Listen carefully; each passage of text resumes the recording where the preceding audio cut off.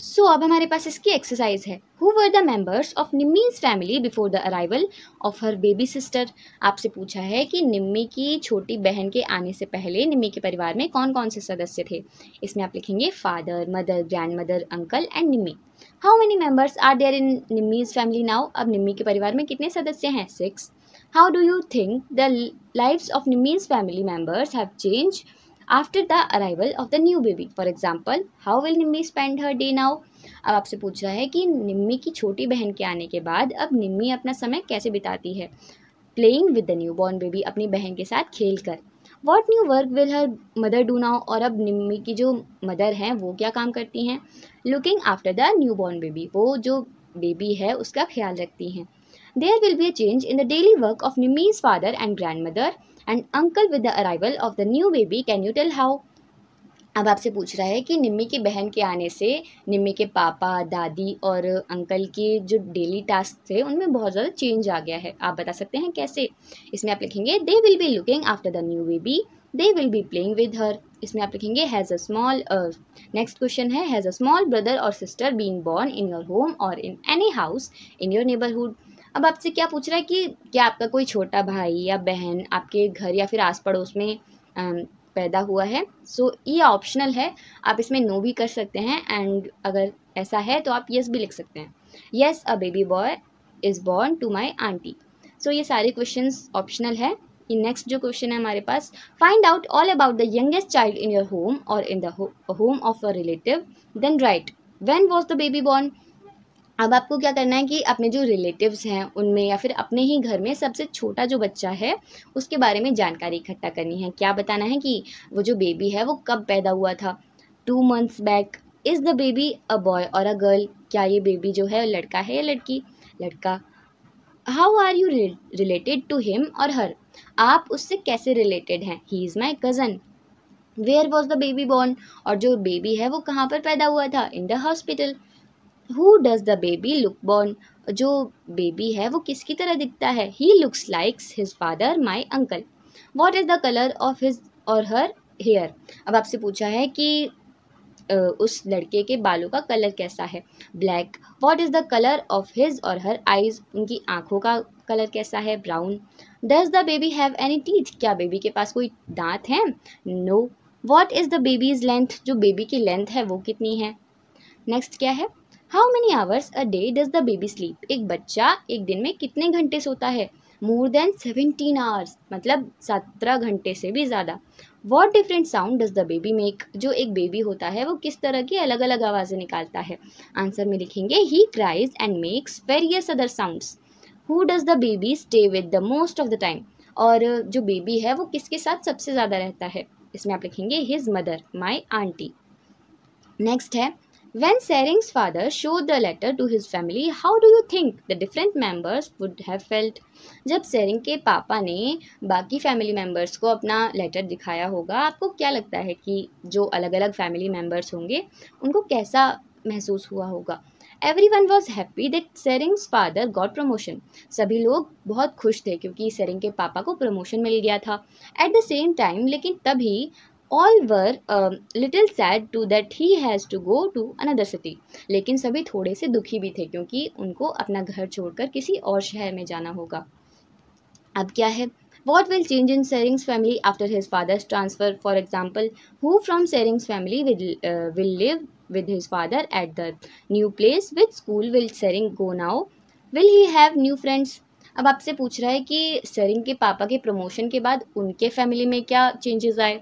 जैसे जो सेरिंग के पापा थे उनके साथ नई जगह पर कौन कौन रहा फिर, और उसके बाद जो सेरिंग है वो क्या नए स्कूल में पढ़ी और क्या उसके नए दोस्त बने। इसमें आप लिखेंगे Tsering's mother, Tsering sister and Tsering. Tsering will go to a school there, he will have new friends there.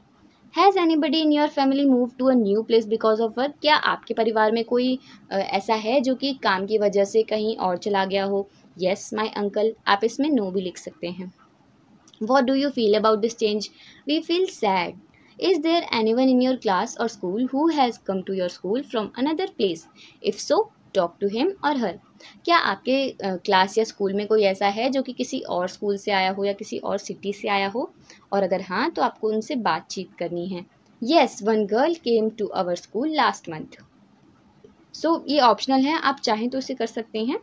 Next क्या है, do you think that there will be any change in Nazli's family after his wedding, what will change.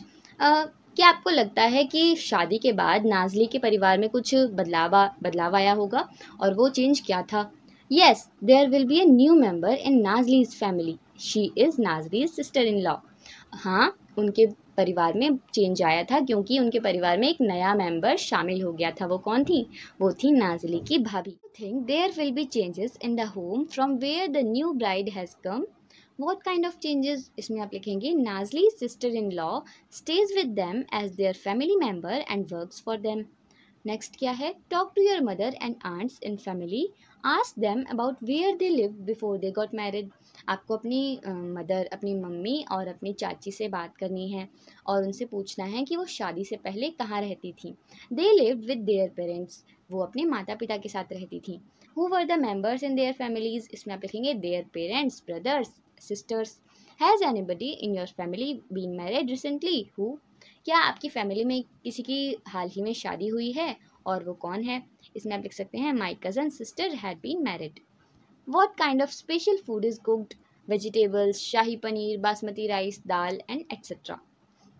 Next क्या है, What special clothes do the bride and bridegroom wear? अब आपको बताना है कि किस तरह के खास कपड़े दूल्हा और दुल्हन पहनते हैं। इसमें आप लिखेंगे traditional bride and groom wear. Next क्या है, write down the reasons of the these changes. अब जो परिवारों में चेंजेस हुए थे, आपको उसके रीजंस बताने हैं। इन निम्मीज फैमिली, निम्मी की फैमिली में चेंज क्यों आया था। In Nimmi's family a new baby is born, one family member is increase. In Sering's family, Sering's father got transfer in job, family members are reduced. In Nazli's family, her cousin got married as a result, her sister in law came in their family. Next क्या है, there can be many reasons for changes in families, can you think of some more reasons. बहुत सारे कारण हो सकते हैं परिवारों में बदलाव आने के, क्या आप ऐसे ही कोई रीजन्स सोच सकते हैं। इसमें आप लिख सकते हैं getting married, transfer in job और birth of new child. Next, talk to three old people, one from your family, one from your friend's family, and one from a family in your neighborhood. Ask them these questions and fill in the table. आपको ये table इसके answer में बनानी है। Next क्या है, all the families change in some way or other because of different reasons. Has your family changed too? सारे जो परिवार होते हैं वो किसी न किसी कारण की वजह से बदलते रहते हैं। क्या आपकी भी फैमिली कभी बदली है इस तरह से। सो आप इसमें यस लिखेंगे। When your grandmother and grandfather were children like you, was your family just like it is today? क्या जब आपके दादी और दादा बच्चे थे, तब जो फैमिली थी वो बिल्कुल आपकी आज की फैमिली की तरह है जो आपकी फैमिली आज है। सो उसमें नो लिखेंगे आप। सो यहाँ आपका चैप्टर फिनिश होता है। एंड अगर आपको हमारी वीडियो पसंद आई तो हमारी वीडियो को लाइक और चैनल को सब्सक्राइब करें। Thanks for watching.